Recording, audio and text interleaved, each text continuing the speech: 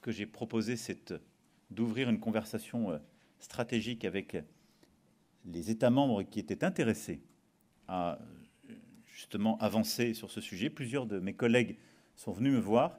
Et donc maintenant, on va ouvrir une phase où nos techniciens vont échanger. On va regarder exactement, on va ouvrir un dialogue à la fois stratégique et technique.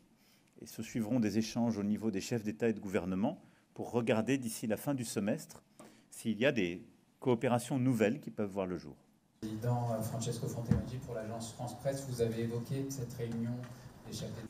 Je connais bien le président Poutine, donc s'il réagit comme ça, c'est qu'il sait que j'ai dit vrai et que je sais qu'il peut trahir les accords qu'il signe et qu'il l'a déjà fait, que je suis là pour en témoigner, puisque nous étions avec la chancelière Merkel les garants par le processus de Normandie d'accords de Minsk qu'il a délibérément violés.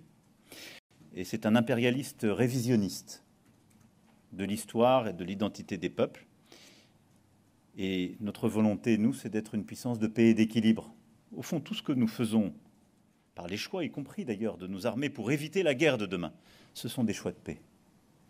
Et donc je pense que le président Poutine devrait revenir à cette vision-là. En tout cas, c'est un contresens historique.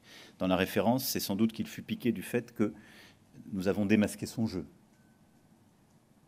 Et je suis prêt à parler au président Poutine quand nous aurons considéré, avec à la fois le président Zelensky et nos partenaires européens, que c'est le bon moment. Mais là, on rentre dans une phase de discussion, de pourparlers, qui à un moment justifiera pleinement qu'il y ait des discussions avec les négociateurs et les dirigeants. Donc la réponse est oui. Et M. Trump aussi, il a aussi... Compte tenu de la menace et quoi qu'il advienne en Ukraine, nous avons besoin d'augmenter nos capacités de défense et nous avons besoin de bâtir, sur les quelques années qui viennent, des capacités de défense autonomes pour les Européens.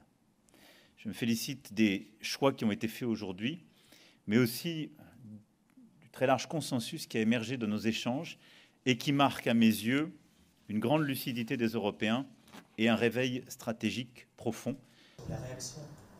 Monsieur le Président, merci pour vos efforts. Et si on veut vraiment avoir des grands programmes européens et avoir une base industrielle européenne, il faut un financement européen. Et donc ce que nous allons soutenir, c'est en effet qu'on puisse aller vers des financements innovants. Alors les uns proposent d'avoir comme sous-jacent l'ESM, mais je suis pour ma part favorable à regarder cette solution, mais à regarder aussi celle d'un emprunt européen pour la défense, qui permettrait d'ailleurs plus largement de regarder pour le financement des grands efforts de défense comme d'intelligence artificielle, les deux étant liés, et les deux étant clés pour notre souveraineté stratégique et notre autonomie. Il y aura lieu mardi, vous avez invité, si j'ai bien compris, aussi des chefs d'État et de gouvernement. Ce que nous soutenons, c'est que ces dépenses ne soient pas de l'achat de matériel sur étagère qui, à nouveau, serait du matériel non européen. Et comme vous le savez, c'est ce que la France soutient depuis plusieurs années, ce qui a été là aussi acté, ce qui suppose de définir des domaines de priorité, ceux sur lesquels nous avons soit des dépendances, soit des concurrences entre des solutions européennes et non européennes. Merci beaucoup.